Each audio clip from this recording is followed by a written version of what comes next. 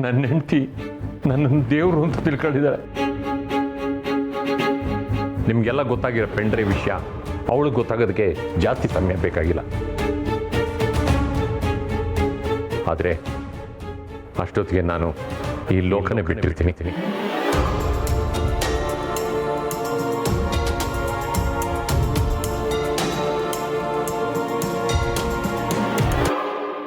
ಆಮೇಲೆ ಅವಳು ಕೇಳೋ ಪ್ರಶ್ನೆಗೆ ಉತ್ತರ ಕೊಡಬೇಕಾದ ಅವಶ್ಯಕತೆ ಇರೋದಿಲ್ಲ. ಅದಕ್ಕೆ ಸಾಯೋ ನಿರ್ಧಾರ ಮಾಡಿದ್ದೀನಿ.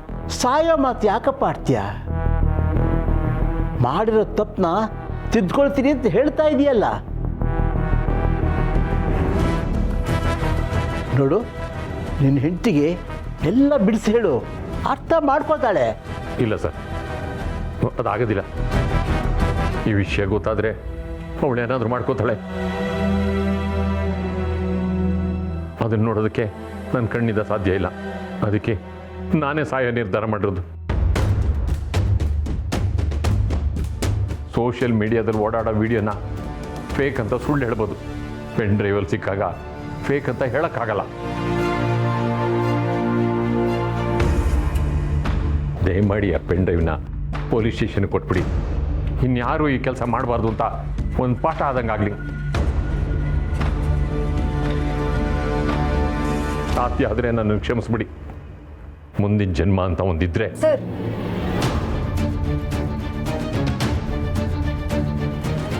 ನೀವು ಇಷ್ಟೊಂದು ಬದಲಾಗ್ತೀರ ಅಂತ ನಾವು ಯಾರೂ ಅಂದ್ಕೊಂಡಿರಲಿಲ್ಲ. ಆದರೆ ನೀವು ಮಾಡಿದ ತಪ್ಪು, ಅದಕ್ಕೆ ಶಿಕ್ಷೆ ಆಗಲೇಬೇಕು. ಪಶ್ಚಾತ್ತಾಪಕ್ಕಿಂತ ದೊಡ್ಡ ಶಿಕ್ಷೆ ಇಲ್ಲ ಅಂತ ಹೇಳ್ತಾರೆ. ಒಂದು ಪೆನ್ ಡ್ರೈವಿಂದ 2 ಜೀವ ಹೋಗುತ್ತೆ ಅನ್ನೋದಾದರೆ ರೇ, ಅವ್ರ ಪೆನ್ ಡ್ರೈವ್ನ ಅವ್ರಿಗೆ ಕೊಟ್ಬಿಡಿ. ಇಲ್ಲ ಶಿವು, ಆ ಪೆನ್ ಡ್ರೈವ್ ನನಗೆ ಕೊಡಬೇಡ. ನಾನು ಅಮ್ಮಮ್ಮ ಅಂದರೆ ಇನ್ನೊಂದು 20-30 ವರ್ಷ ಬದುಕ್ಬೋದು. ಆ ಸುಖಕ್ಕೆ ಯಾರಿಗೂ ಅನ್ಯಾಯ ಮಾಡೋದು ಬೇಡ. ಕಾಶಿಯವರೇ, ಈ ಪೆನ್ ಡ್ರೈವ್ನ ಪೊಲೀಸ್ ಸ್ಟೇಷನ್ಗೆ ಕೊಟ್ಬಿಡಿ.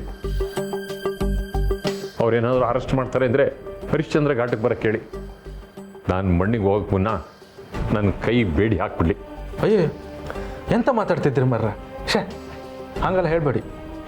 ಈಗಾಗಲೇ ನಿಮ್ಮ ತಪ್ಪಿನ ಅರಿವು ನಿಮ್ಗಾಯ್ತು. ಪಶ್ಚಾತ್ತಾಪ ಬೇರೆ ಪಡ್ತಾ ಇದ್ರಿ. ನೀವೇನು ಟೆನ್ಷನ್ ಮಾಡಬೇಡಿ. ಈ ವಿಷಯ ಎಲ್ಲೂ ಆಚೆ ಬರ್ದಿದ್ದಂಗೆ ಆದಷ್ಟು ನಾನು ಕಣ್ಕಂತೆ.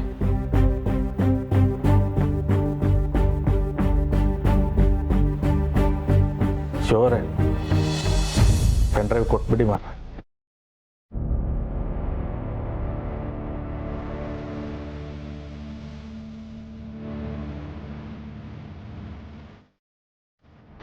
ಶಿವು, ಏನು ಯೋಚನೆ ಮಾಡ್ತಿದ್ಯಾ? Pen drive ಕೊಟ್ಬಿಡಪ್ಪ.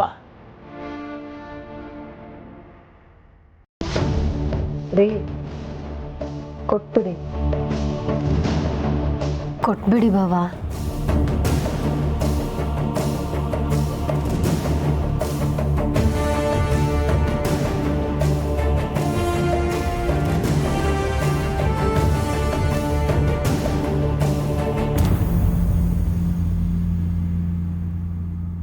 ತಗೊಳ್ಳಿ ಸರ್.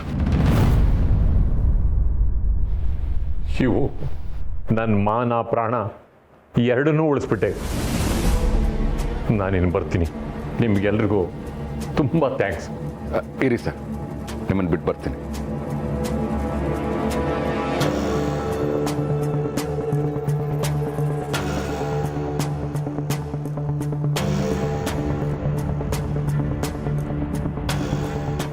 ಸರ್, ನಾನು ಚಿಕ್ಕವನು, ನಿಮ್ಗೆ ಹೇಳೋಷ್ಟು ದೊಡ್ಡವನಲ್ಲ. ಈ ಪ್ರಪಂಚದಲ್ಲಿ ತಪ್ಪು ಮಾಡದಿರೋರು ಯಾರೂ ಇಲ್ಲ.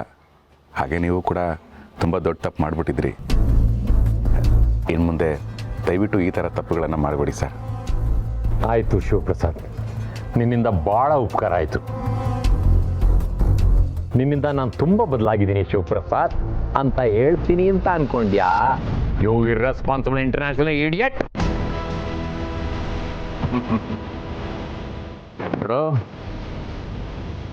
ನನಗೆ ಬೇಕಾಗಿದ್ದು ನನಗೆ ಸಿಕ್ತು.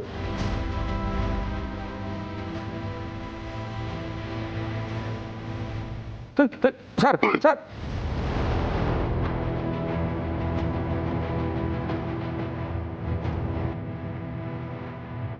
ಏನು ಅನ್ಕೊಂಡಿದ್ಯೋ? ನನ್ನನ್ನೇನು ಮಾಡ್ಕೊಳಕ್ಕಾಗಲ್ಲ ನೋಡೋ. ಇನ್ನು ಮುಂದೆ ಏನು ಬದಲಾಗಲ್ಲ, ಎಲ್ಲ ಸೇಮ್ ಟು ಸೇಮ್ ರೊಟೀನ್. 5 ನಿಮಿಷ ಲೇಟಾಗಿ ಬಂದರೂ ನಿಂತ ಜಾಗದಲ್ಲಿ ನಿನ್ನನ್ನು ಸಸ್ಪೆಂಡ್ ಮಾಡ್ಬಿಡ್ತೀನಿ. ಹುಷಾರ್.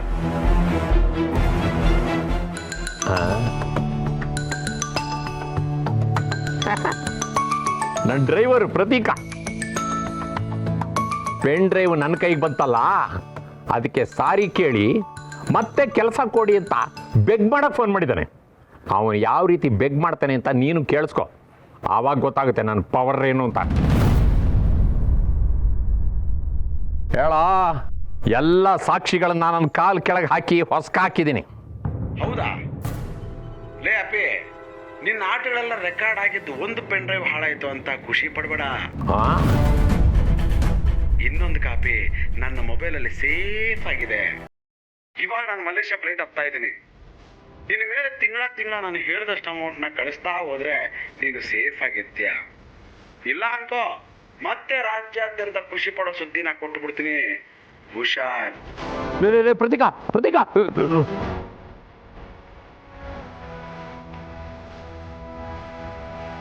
ಶಿವಪ್ರಸಾದ್, ಏನು ಮಾಡೋದೀಗ?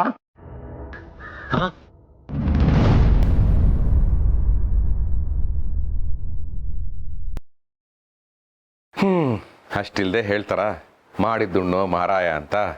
ಅನ್ಯಾಯ ಮಾಡಿದವನು ಯಾರೇ ಆಗಲಿ ಅವನಿಗೆ ಶಿಕ್ಷೆ ಆಗಲೇಬೇಕು. ಅದೇ ಧರ್ಮ ಅಲ್ವಾ ಶಿವಪ್ರಸಾದ್? ಭಗವಂತ,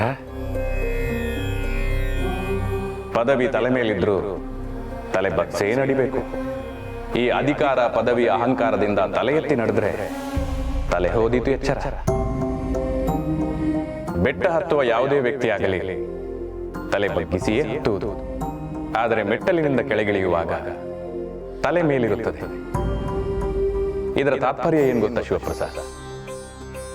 ಸಮಾಜದಲ್ಲಿ ಯಾವುದೇ ವ್ಯಕ್ತಿ ಆಗಲಿ ತಲೆ ಬಗ್ಗಿಸಿಕೊಂಡು ನಡೆಯುತ್ತಿದ್ದರೆ ಆತ ಜೀವನದಲ್ಲಿ ಮೇಲೆ ಇರುತ್ತಿದ್ದಾನೆ ಎಂದು ಅರ್ಥ. ಆದರೆ ಯಾವುದೇ ವ್ಯಕ್ತಿ ತಲೆ ಎತ್ತಿ ಅಹಂಕಾರದಿಂದ ನಡೆಯುತ್ತಿದ್ದರೆ ಆತ ಜೀವನದಲ್ಲಿ ಕೆಳಗಿಳಿಯುತ್ತಿದ್ದಾನೆ ಎಂದು ಅರ್ಥ.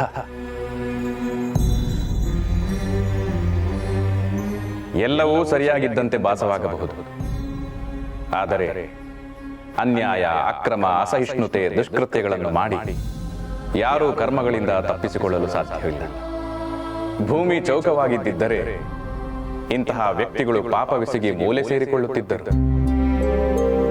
ಆದರೆ ಭೂಮಿ ದುಂಡಗಿರುವುದರಿಂದ ಪಾಪಗಳೆಲ್ಲವೂ ಸುತ್ತಿಕೊಂಡು ನಿಮ್ಮ ಬಳಿಯೇ ಬರುವುದು. ಹಾಗಾಗಿ ಇಂತಹ ವಿಚಾರದಲ್ಲಿ ಎಚ್ಚರದಿಂದಿರುವುದು ಉತ್ತಮ. ಹೆಣ್ಣು ಭೋಗದ ವಸ್ತುವಲ್ಲ, ಆಕೆ ಎಲ್ಲೆಯೇ ಇಲ್ಲದ ತ್ಯಾಗದ ಶಿಖರ, ಸೌಖ್ಯವನ್ನು ನೀಡುವಂತಹ ಶಾಂತಮೂರ್ತಿ. ಅಂತಹ ಶಾಂತಮೂರ್ತಿಯನ್ನು ಕೇವಲ ಸುಖಕ್ಕಾಗಿ ಬಳಸಿಕೊಳ್ಳುವುದು ಎಷ್ಟು ಸರಿ? ಒಂದು ಹೆಣ್ಣನ್ನು ಭೋಗಕ್ಕಾಗಿ, ಕಾಮಕ್ಕಾಗಿ, ಚಟಕ್ಕಾಗಿ ಅಥವಾ ಇನ್ಯಾವುದೋ ಆಸೆಗಳನ್ನು ತೀರಿಸಿಕೊಳ್ಳುವುದಕ್ಕಾಗಿ ಉಪಯೋಗಿಸಿಕೊಳ್ಳುವ ಮುನ್ನ ಆ ಹೆಣ್ಣಿನ ಜಾಗದಲ್ಲಿ ನಿಮ್ಮ ತಾಯಿಯನ್ನು ಅಥವಾ ಒಡಹುಟ್ಟಿದ ತಂಗಿಯನ್ನು ಕಲ್ಪಿಸಿಕೊಳ್ಳಿ. ಕೊನೆಯದಾಗಿ ಒಂದು ಮಾತು, ಹೆಣ್ಣಿಗೆ ಬೆಲೆ ಕೊಡಬೇಕೇ ಹೊರತು ಬೆಲೆ ಕಟ್ಟಬಾರದು.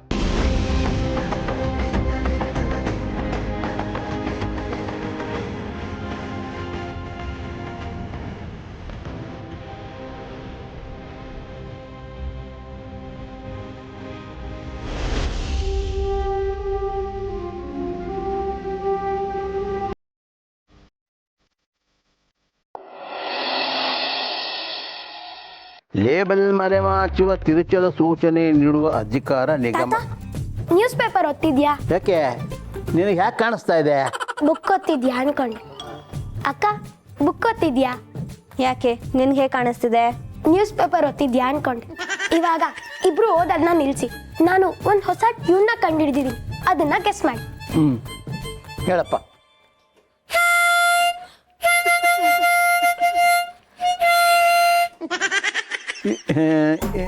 ಇದು ಮೆಲ್ಲು ಸಿರೆ ಸವಿಗಾನ ಎದೆ ಜಲ್ಲನೆ ಹೂವಿನ ಬಾಣ. ತಾತ, ಇದಲ್ಲ, ಜಿಂಗಿ ಚಾಕ ಕುಚು ಕುಚು ಟುವಿ ಟುವಿ ಆ ಹಾಡು. ಇವಾಗ ಇನ್ನೊಂದು ಟ್ಯೂನ್ನ ಪ್ಲೇ ಮಾಡ್ತೀನಿ, ಗೆಸ್ ಮಾಡಿ.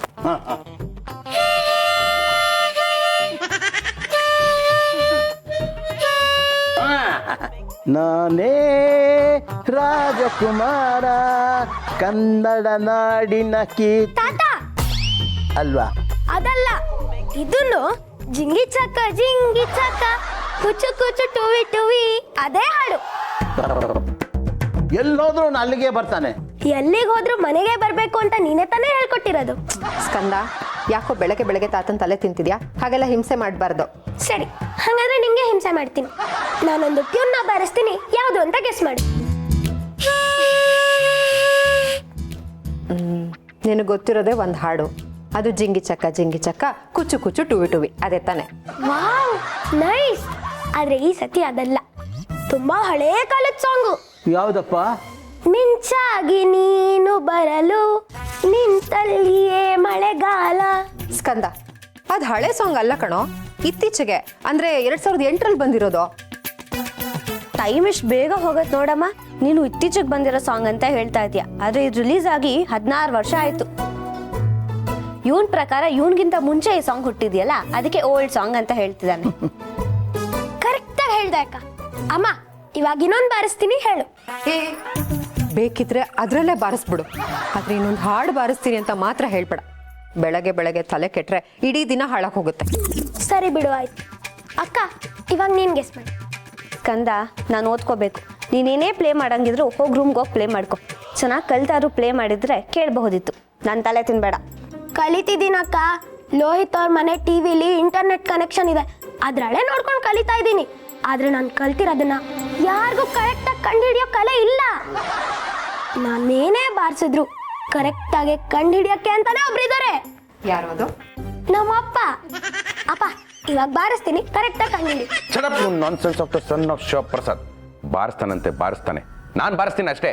ರಾತ್ರಿ ಎಲ್ಲ ಇದು ಖಯ ಅಂತ ಸೌಂಡು. ನಂಗೆ ನಿದ್ದೆನೇ ಬಂದಿಲ್ಲ. ಮೊದಲೇ ಆಫೀಸಿಗೆ ಬೇರೆ ಲೇಟ್ ಆಗ್ತಾ ಇದೆ. ಬಾರಿಸ್ತಾನಂತ. ಏನಪ್ಪ ನೀನು, ನಿನ್ನ ಮಗನ ಟ್ಯಾಲೆಂಟ್ಗೆ ಸಪೋರ್ಟೇ ಮಾಡಲ್ಲ. ಬೇರೆಯವರೆಲ್ಲ ಇದನ್ನ ಕಲಿಯೋಕ್ಕೆ ಸಮ್ಮರ್ ಕ್ಯಾಂಪ್ಗೆ ದುಡ್ಡು ಕೊಟ್ಟು ಹೋಗ್ತಾ ಇದ್ದಾರೆ. ಆದ್ರೆ ನಾನು, ನಮ್ಮಪ್ಪನ ಚಡ್ಡಿಗೆ ಬೆಲೆ ಇಲ್ಲ. ಅಂದ್ರೆ ಏನು ನಿನ್ ಮಾತಿನ ಅರ್ಥ? ಅಂದ್ರೆ ನಿನ್ ಚಡ್ಡಿ ಸೇಲ್ಸ್ ಕಡಿಮೆ ಅಲ್ವಾ? ಏಯ್ ನಾನ್ಸೆನ್ಸ್ ಫಲೋ, ಅದು ನನ್ನ ಚಡ್ಡಿ ಅಲ್ಲ, ರಾಜಾ ಚಡ್ಡಿ ಮತ್ತು ಬನಿಯನ್ಗಳು. ಇದನ್ನ ನೀವು ಹೊರಗೂ ಹಾಕೋಬಹುದು. ಅದೇ ನಿಮ್ ಕಂಪ್ನಿ ಚಡ್ಡಿ ಸೇಲ್ಸ್ ಕಡಿಮೆ ಅಲ್ವಾ, ಅದಕ್ಕೆ ನಾನೇ ಕಲ್ತಿದ್ದೀನಿ. ಆದ್ರೆ ನಿಮ್ಗೆ ಯಾರಿಗೂ ನನ್ನ ಟ್ಯಾಲೆಂಟ್ ಬಗ್ಗೆ ಗೊತ್ತೇ ಆಗ್ತಿಲ್ಲ. ಟ್ಯಾಲೆಂಟ್ಗೆ ಬೆಲೆ ಕೊಡ್ಬೇಕಾ? ಆಯ್ತು ಗಿರಿ, ಮಧ್ಯಾಹ್ನ ಅಡಿಗೆ ಕೆಲಸ ಎಲ್ಲ ಮುಗಿದ್ಮೇಲೆ ಇವನ್ ಜೊತೆ ಕೂತ್ಕೊಂಡು ಇವನ್ ಟ್ಯಾಲೆಂಟ್ ಏನಿದೆ ಎತ್ತ ಅಂತ ಕೂಲಂಕಷವಾಗಿ ತಿಳ್ಕೊಂಡು ನನಗೆ ಆಫೀಸ್ಗೆ ಫೋನ್ ಕೂಡ ಮಾಡಬೇಡ. ಸಮ್ಮರ್ ಕ್ಯಾಂಪ್ ಅಂತೆ, ಸಮ್ಮರ್ ಕ್ಯಾಂಪ್. ಏನ್ ದುಡ್ಡು ಉಳಿಸಿ ಪೇರ್ಸಿಟ್ಬಿಡಿ ನಾನು ನೋಡು. ಏ ಅಯೋಗ್ಯ, ಸಮ್ಮರ್ ಕ್ಯಾಂಪ್ ಬಂದ್ರೆ ಸುಲಭ ಅನ್ಕೋಬೇಡ. ಇಲ್ಲಿ ಪೇಪರ್ನ ಆಡ್ ಕೊಟ್ಟಿದ್ದಾರೆ ನೋಡು.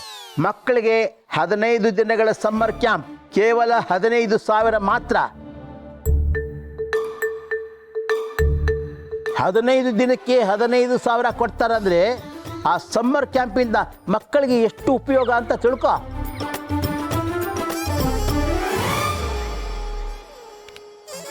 ದಿನಕ್ಕೆ 15,000ನ ಅಂದ್ರೆ ಒಂದ್ ದಿನಕ್ಕೆ 1,000 ಲೆಕ್ಕ. ಎಷ್ಟು ದುಡ್ಡು ಮಾಡ್ತಾರೆ ಇವರು? ರೇ, ಕೇಳಿಸ್ಕೊಂಡ್ರಾ? ಇದೆ, ಕೇಳಿಸ್ತು. ಅದಕ್ಕೇನು ಇವಾಗ? ಅಪ್ಪ, ಅಮ್ಮ ಸಮ್ಮರ್ ಕ್ಯಾಂಪ್ ಬಿಸ್ನೆಸ್ ಪ್ಲಾನ್ ಮಾಡ್ತಿದ್ದಾಳೆ ಅನ್ಸುತ್ತೆ. ಅಮ್ಮ, ಯಾವ ಪ್ಲಾನು ಬೇಡ. ನಾ ಮಾಡಿರೋ ಎಲ್ಲ ಬಿಸ್ನೆಸ್ ಪ್ಲಾನ್ಸು ಅರ್ಧಕ್ಕೆ ನಿಂತು ಹೋಗಿದೆ. ಕರೆಕ್ಟ್. ನನ್ನ ಮಗಳು ಹೇಳಿದ್ಮೇಲೆ ಮುಗೀತು. ಯಾವ ಸಮ್ಮರ್ ಕ್ಯಾಂಪು ಬೇಡ, ಯಾವ ಬಿಸ್ನೆಸ್ಸು ಬೇಡ. ಬರ್ಲಾ? ಅಯ್ಯೋ, ಒಂದ್ ನಿಮಿಷ ಇರ್ರಿ. ಹೋದ್ ತಿಂಗಳು ಖರ್ಚೆಲ್ಲ ಕಳೆದು 10,000 ಉಳಿದಿದೆ. ಅದಕ್ಕೆ ಸಮ್ಮರ್ ಕ್ಯಾಂಪ್ಗೆ ಆ 10,000 ಬಂಡವಾಳ ಅಂತ ಹಾಕೋಣ. ಸಮ್ಮರ್ ಕ್ಯಾಂಪ್ ಜಾಸ್ತಿ ಖರ್ಚಾಗಲ್ಲ ರೀ. ಒಂದ್ ಮಗುಗೆ 10,000 ಅಂತ ಚಾರ್ಜ್ ಮಾಡೋಣ. 5 ಮಕ್ಳು ಬಂದ್ರೆ 50,000 ಲಾಭ ಆಗುತ್ತೆ ರೀ. ಏನ್ ಗೊತ್ತಾ, ಆ ಮಕ್ಕಳಿಗೆ ಕಥೆ, ಜೀವನದ ಪಾಠ, ಮನುಷ್ಯತ್ವದ ಮೌಲ್ಯಗಳು, ಆಮೇಲೆ ನಮ್ಮ ಹಳ್ಳಿ ಕಡೆ ಹಳೆ ಆಟಗಳೆಲ್ಲ ಇದ್ವಲ್ಲ, ಅದನ್ನೆಲ್ಲ ಹೇಳ್ಕೊಟ್ರೆ ಸಾಕು. ಪೇರೆಂಟ್ಸ್ ಖುಷಿಯಾಗಿ ಫೀಸ್ ಕೊಟ್ಬಿಡ್ತಾರೆ. ಯೋಚನೆ ಮಾಡ್ರಿ.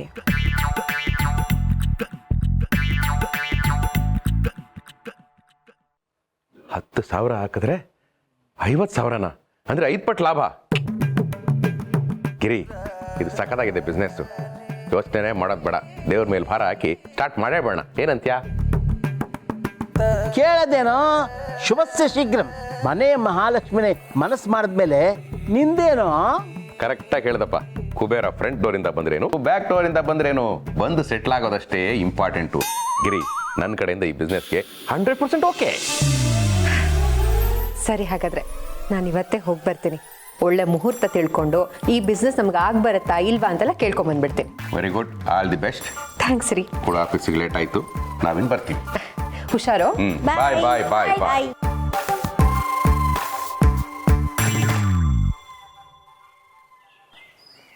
ಅಯ್ಯೋ, ಅಲ್ಲಮ್ಮ, ಆಂಜನೇಯನ ಗುಡಿಗೆ ಹೋಗಿ ಹಣ್ಣು ಕಾಯಿ ಮಾಡಿಸಿ ಪೂಜೆ ಮಾಡಿ ಪ್ರಸಾದನೂ ಕೊಡದೆ ಕರ್ಕೊಂಬಂದಿದೆಯಲ್ಲ.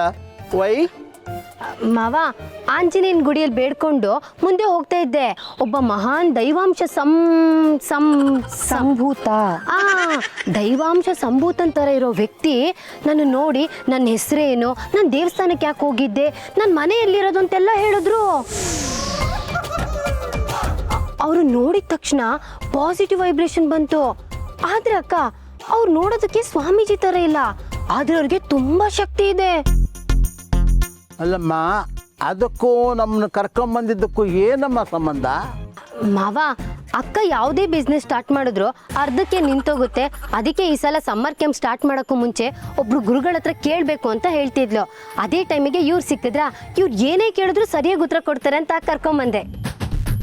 ಅಷ್ಟೇ ಅಲ್ಲ, ನಮ್ಮ ಮನ್ಸಲ್ಲಿ ಏನೇ ಗೊಂದಲ ಇದ್ರು ಅದನ್ನು ಅವರೇ ಅರ್ಥ ಮಾಡಿಕೊಂಡು ಏನು ಮಾಡಬೇಕು ಏನು ಮಾಡಬಾರ್ದು ಅಂತ ಹೇಳ್ತಾರೆ. ಹೌದಾ? ನಾವೇನು ಹೇಳ್ದೆ ನಮ್ಮ ಮನಸ್ಸಲ್ಲಿರೋದನ್ನೆಲ್ಲ ಹಾಗೆ ಹೇಳ್ಬಿಡ್ತಾರೆ ಅಂದರೆ ಅವ್ರಿಗೆ ತುಂಬ ಶಕ್ತಿ ಇದೆ ಅನ್ಸುತ್ತೆ. ನಡಿ, ಕರ್ಕೊಂಡು ಹೋಗಿ. ಅಕ್ಕ, ಹಂಗೆಲ್ಲ ಸಡನ್ನಾಗಿ ಹೋಗೋಕ್ಕಾಗಲ್ಲ. ಅವ್ರು ಯಾವ ಪರಿಸ್ಥಿತಿಯಲ್ಲಿದ್ದಾರೆ, ಅವ್ರು ಧ್ಯಾನ ಮಾಡ್ತಿದ್ದಾರಾ ನಿದ್ದೆ ಮಾಡ್ತಿದ್ದಾರಾ ಅಂತ ಹೋಗಿ ನೋಡ್ಕೊಂಬರ್ತೀನಿ. ಅವ್ರು ಕರ್ಕೊಂಬ ಅಂದರೆ ಕರ್ಕೊಂಡು ಹೋಗ್ತೀನಿ. ಸರಿ ಅಮ್ಮ. ನೋಡು, ಬೆಂಗಳೂರು ವೆದರು ಯಾವಾಗ ಬಿಸಿಲು ಬರುತ್ತೋ, ಯಾವ ಮಳೆ ಬರುತ್ತೋ, ಯಾವಾಗ ಗಾಳಿ ಬರುತ್ತೋ, ಯಾವ ವೆದರ್ಗೂ ನಾವು ರೆಡಿಯಾಗಿ ಬಂದಿಲ್ಲ. ಬೇಗ ಹೋಗಿ ಬಮ್ಮ. ಸರಿ ಮಾವ, ನೀವು ಇಲ್ಲೇ ಇರಿ, ನಾನು ಬೇಗ ಹೋಗಿ ಬರ್ತೀನಿ. ಮಾವ, ನಮ್ಮ ಗೌರಿ ಪೊಲೀಸ್ ಹೆಂಡತಿ ಆಗಿದ್ದಕ್ಕೂ ಸಾರ್ಥಕ ಆಯಿತು. ಯಾವುದೇ ಸಮಸ್ಯೆ ಇರಲಿ ಅವಳು ಪರಿಹಾರ ಹುಡ್ಕೊಟ್ಬಿಡ್ತಾಳೆ.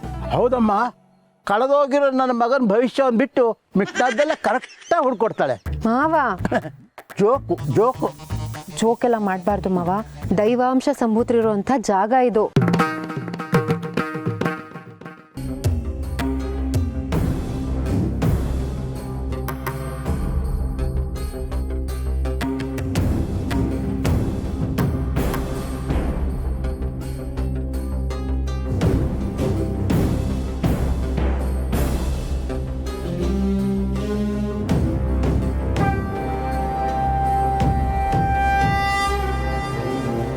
ಅಯ್ಯಯ್ಯೋ, ಮಲಗಿಬಿಟ್ಟಿದ್ದಾರಲ್ಲ. ಎಷ್ಟೊತ್ತಿಗೆ ದೊಳ್ತಾರೋ ಏನೋ. ಇವ್ರಿಗೆ ಶಿಷ್ಯರಾದರೂ ಇದ್ದಿದ್ರೆ ಕೇಳ್ಬೋದಿತ್ತು. ಈಗ ಯಾರನ್ನು ಕೇಳಲಿ? ನನ್ನೇ ಕೇಳ್ಬೋದು. ಗುರುಗಳೇ, ನೀವು ಮಲಗಿಲ್ವಾ? ಮಲಗಿದ್ದೀನಿ, ಆದರೆ ಮಲಗಿರೋದು ದೇಹ ಮಾತ್ರ, ಮನಸ್ಸಲ್ಲ. ನಿಮಗೆ ನಾನು ಬಂದಿದ್ದು ಹೇಗೆ ಗೊತ್ತಾಯ್ತು? ಮಗು ಅಳೋ ಹೊತ್ತಿಗೆ ತಾಯಿ ಎದೆ ಹಾಲು ಜಿನ್ಗೋದು ಹೇಗೆ ಅಂತ ಕೇಳ್ದಂಗಾಯ್ತು. ಕತ್ತರಿಸೋದು ಕರಳು ಬಳ್ಳಿ ಮಾತ್ರ ಕಣಮ್ಮ, ಆದರೆ ಕರಳು ಸಂಬಂಧನ ಕತ್ತರಿಸೋಕ್ಕಾಗಲ್ಲ.